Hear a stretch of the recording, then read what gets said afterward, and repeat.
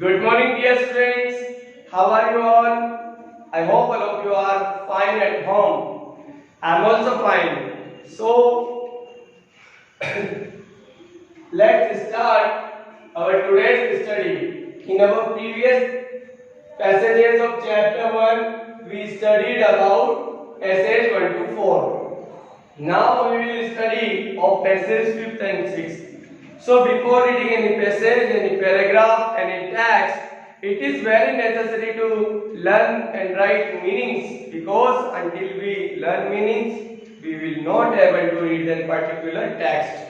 So let me tell you the mean and the grammatical values, grammar values of these meanings. Number one meaning is rum, and it is a noun. rum एक शराब होती है, an alcoholic drink, एक प्रकार का मादक पदार्थ, शराब. Turn out, it is a phrasal verb. The meaning of turn out is become known, मालूम पड़ जाना. जैसे हम कोई भी चीज छुपाते हैं फिर बाद में किसको पता चलता है तो उसके लिए आता है turn out, राज खुल जाना, भेद खुल जाना. हडल्स, हडल्स ये नाउन है. हडल्स मींस होता है क्राउड और ग्रुप, भीड़ वगैरह. Marzipan, it is also noun. Sweet topping और केक, जब हम बर्थडे केक मंगवाते हैं तो उसके ऊपर जो क्रीम से लेयर बनाई जाती है, लेयर लगाई जाती है, that is called marzipan. Next is dumped, it is also verb. Second form यहां पर यूज की गई है. डंप मींस फेंक देना, डाल देना, और डंप से बना है डंपिंग यार्ड, जो हम कहते हैं ना कचरा फेंकने की जगह. जब शहर का सारा कचरा कूड़ा जो होता है उसको बाहर डाल दिया जाता है, तो वहां पर in big cities there are so many dumping yards. तो डंप से बना है डंपिंग यार्ड. डंप मींस डाल देना. Goal post is a noun. Goal post means जो फुटबॉल के लिए जो रेक्टेंगल पोल्स बनाए जाते हैं जिनके अंदर नेट बांध करके और उनको गोल पोस्ट बना दिया जाता है. तो गोल पोस्ट इसका मीनिंग है. Stamp, it is a verb. Strike feet on the ground, इस तरह से जमीन पर पैर पटकना. Mingling, it is also verb, means mix होना, मिक्सिंग. और फन, एडजेक्टिव है ये, non finite past participle form. इसका मीनिंग है विदाउट पेरेंट्स, बिना माता पिता के. या बोलो जिनके माता पिता मर जाते हैं, भगवान को प्यारे हो जाते हैं. And the last meaning is generously, and what is it is adverb of manner, with open heart. किसी भी काम को करने का जो तरीका होता है वो एडवर्ब ऑफ मैनर बताती है. Generously is an adverb of manner जो बता रही है ओपन हार्ट, उदारता से, खुले दिल से. So dear students, I told you the meaning of these words. You have to note down these meanings in your notebook. So dear students, let's start the passage. Captain Jim McPherson, I replied. मैंने जवाब दिया कि मेरा नाम captain Jim McPherson है. And a happy Christmas to you too, और मैंने उनको फिर हैप्पी क्रिसमस बोला कि आपको भी क्रिसमस की बधाई हो. I am a school teacher from Dorset in the west of the England. मैंने फिर उनको बताया कि मैं जो डॉर्सेट कस्बा है इंग्लैंड, वेस्ट इंग्लैंड में, वहाँ पर एक स्कूल टीचर हूँ. Dorset, he smiled. I know this place, I know it very well. उसने कहा, अच्छा डॉर्सेट से हो. वो मुस्कुराया. फिर उसने कहा कि मैं इस प्लेस को बड़ी अच्छी तरह से जानता हूँ, मैं यहाँ पर होकर आया हूँ. We shared my rum ration and his excellent sausage. फिर जो मेरे पास जो रम की बोतल थी, शराब वगैरह थी, वो हमने आपस में बांटी. और उसके पास जो मीट जो था, नॉन वेज के जो पीसेस थे, वो हमने आपस में शेयर किए. एंड वी टॉक्ड, और हमने आपस में बातचीत की. कोनी, हाउ वी टॉक्ड. तुम्हें जानकर बड़ा अजीब लगेगा कोनी कि हमने किस तरह से आपस में काफ़ी देर तक बात करते रहे. He spoke almost perfect English. वो लगभग बहुत ही अच्छी इंग्लिश बोलता था, बट इट टर्न आउट, लेकिन उसके बोलने से और उसके बात करने के तरीके से मालूम हो गया था that he had never set foot in Dorset, कि उसने डॉर्सेट में कभी कदम भी नहीं रखा।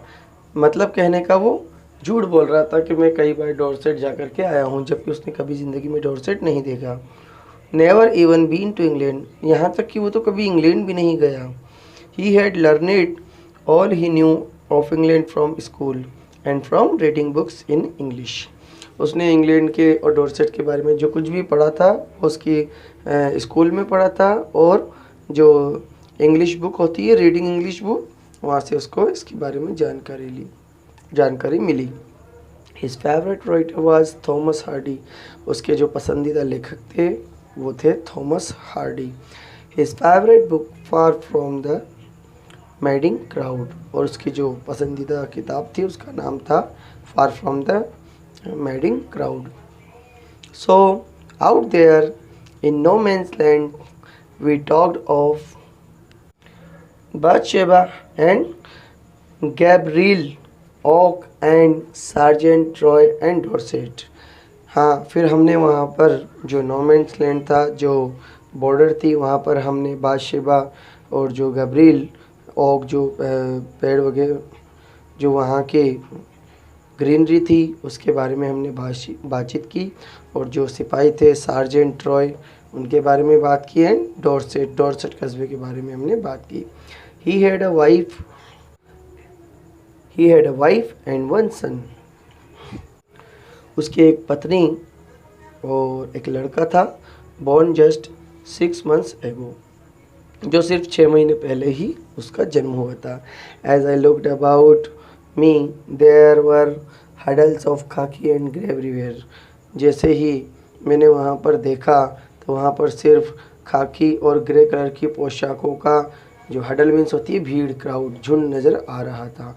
ऑल ओवर नोमेंस लैंड, जो नोमेंस लैंड थी, जो बॉर्डर थी कंट्री की, वहाँ पर चारों तरफ हमें खाकी और ग्रे कलर के लोग दिखाई दिए।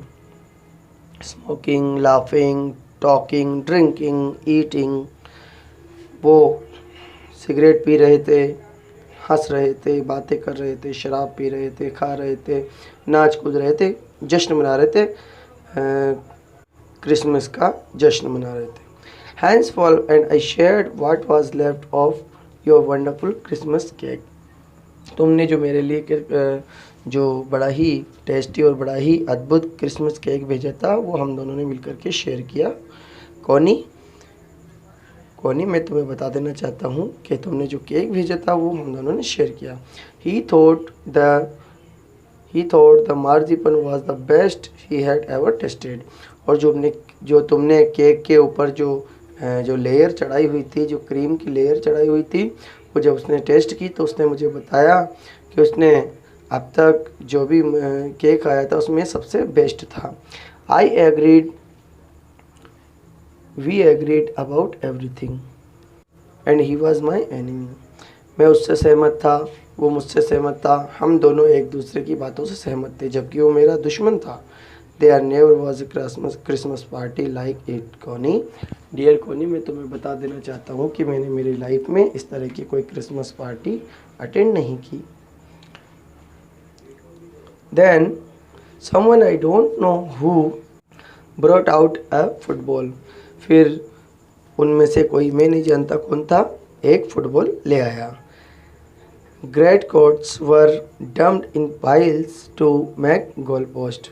फिर जो हमने जो वर्दियाँ पहनी हुई थी, जो कोट पहने हुए थे, उनको उतारा गया और गोल पोस्ट बनाने के लिए उनको अरेंज करके पाइल्स के रूप में, ढेर के रूप में डाल दिया गया। And the next thing we knew it was Tommy against Fritz. और जो अगली चीज़ मेरी जानकारी में थी, अगली बात जो आने वाली थी वो थी कि टॉमी और फ्रिड्ज, मतलब जर्मन सोल्जर और इंग्लैंड सोल्जर और जर्मन सोल्जर, इन दोनों के बीच में नो मैन्स लैंड पर एक मैच होने वाला था, football match. Hans Wolf and I looked on and cheered. Hans Wolf और मैं, हम दोनों बैठे बैठे उसको देख रहे थे और आनंद ले रहे थे। Clapping our hands and stamping our feet. हम तालियां बजा रहे थे और ज़मीन पर पैर मारकर उत्साहित हो रहे थे.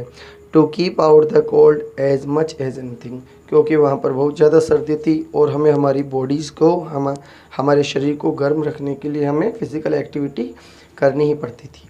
There was a moment when I noticed our breaths mingling in the air between us. एक पल ऐसा भी आया जब मैंने देखा कि हमारी जो सांसें थी वो हवा में मिक्स हो रही थी. ही saw it too and smiled. उसने भी इस बात को नोटिस किया, इस बात को देखा और मुस्कुराया. Gym Macpherson, he said after a while. थोड़ी देर बाद उसने मुझसे कहा कि mister Jim McPherson, I think this is how we should resolve this war. कि बस यही एक तरीका है जिसके द्वारा हमें इस युद्ध का अंत कर देना चाहिए. A football match. और ये तरीका क्या था? एक फुटबॉल मैच जो टॉमी और फ्रिट्ज के बीच में खेला जा रहा था. No one dies in the football match. उसने बताया कि भाई युद्ध लड़ते हैं तो कई सारे लोग मरते हैं, लेकिन फुटबॉल मैच में दोनों आमने सामने भी होते हैं, एक दूसरे के प्रतिद्वंदी होते हैं, लेकिन मरता कोई नहीं है. No children are orphan. जब युद्ध लड़े जाते हैं तो सैनिकों के जो परिवार वाले होते हैं, उनके बच्चे होते हैं, वो अनाथ हो जाते हैं, लेकिन फुटबॉल में ऐसा कुछ नहीं होता. No wifes become widows. ना ही किसी की जो पत्नियां होती हैं वो विधवा होती हैं. I would prefer cricket, I told him. मैंने उससे कहा कि मैं फ़ुटबॉल के बजाय क्रिकेट को तवज्जो देता हूँ, मतलब मैं क्रिकेट खेलना ज़्यादा पसंद करूँगा. Then we Tommies could be sure of winning probably. फिर शायद हम जो टॉमीज़ हैं, इंग्लैंड के सोल्जर्स हैं, वो शायद जीत भी जाएं. We laughed at that. फिर इस बात पर हम दोनों हंस पड़े. And together we watched the game. फिर हमने साथ में मिल कर के वो जो गेम चल रहा था फुटबॉल का मैच वो देखा. सैड टू से कोनी फ्रिट्ज वोन. और मुझे आपको ये बताते हुए बड़ा ही दुख हो रहा है कि हम उस मैच को नहीं जीत पाए, बल्कि जो जर्मन सोल्जर्स थे, फ्रिट्ज थे, वो इसको जीत गए. 2 goals to 1. उन्होंने 2 गोल किए और हमने 1 गोल. लेकिन but as Hans Wolf generally said, our goal was wider than theirs, so it wasn't quite fair. और लेकिन जब हैंस वॉल्फ ने मुझसे कहा कि हमारा जो गोल था, उसने मुझसे बड़ी उदारता से, जेनरसली बड़ी उदारता से कहा कि भाई आपका जो गोल था वो हमारे दोनों गोलों से ज़्यादा दमदार था, वाइडर था, इसलिए इट wasn't quite fair. ये बिल्कुल उचित नहीं था.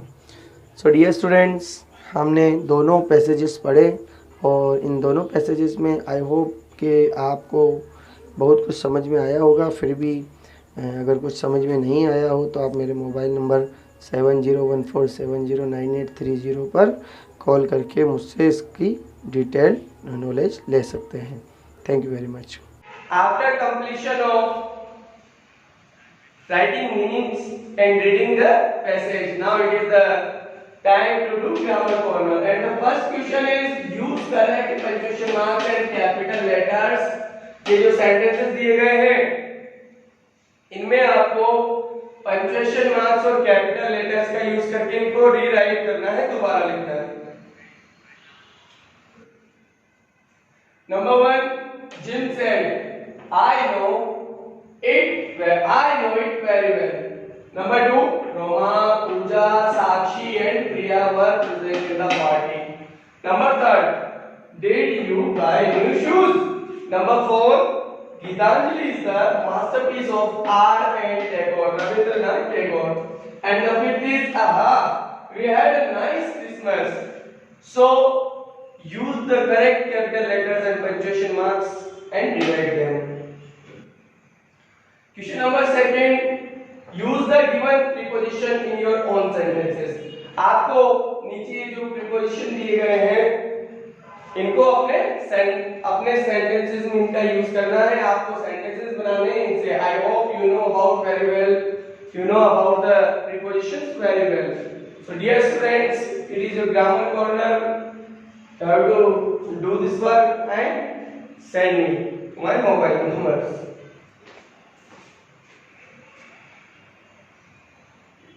So dear students, it is the last task to do. and the task is the question answers of passage 6th and 5th and 6th. Let me tell you the sense of these questions. You have to write the answers of these questions in your notebook and you have to send me the pic of your homework. Question number 1. Had Hanswolf even been to England? क्या हैंसवॉल्फ कभी England गया था? Question number 2. Who was Thomas Hardy? Thomas Hardy कौन थे? Question number 3. Who played a football match in No Man's Land? No man's land में football match किसने खेला? Question number 4. Who won the football match and by what margin? Football match जो खेला गया था वो किसने जीता और कितने मार्जिन से? जैसे फुटबॉल मैच खेला गया था तो कितने गोल से जीते और कौन जीता? Question number 5. Who said that the football match would be the best way to resolve the war? किसने कहा कि फुटबॉल मैच युद्ध को खत्म करने का एक सबसे अच्छा तरीका हो सकता है? And question number 6. Find the word from the passage which means thrown down. आपको पैसेज में से वो वर्ड छांटना है, वो वर्ड फाइंड आउट करना है जिसका मतलब है थ्रोन डाउन यानी कि फेंक देना. So I hope you have learned well in these two passages. Write down these question answers, dear students, and send me your homework. Thank you very much for listening me. Bye bye. See you again in the next video. Till then, goodbye.